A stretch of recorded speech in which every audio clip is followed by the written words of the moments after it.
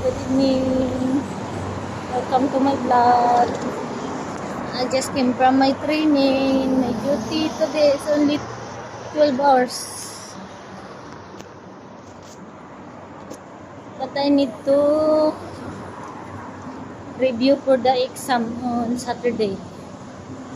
I have exam on Saturday. Assessment for our training about the training.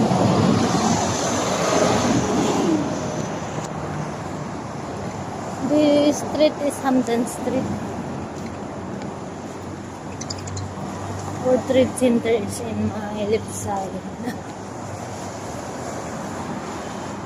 The Vivo Center is in the front of me.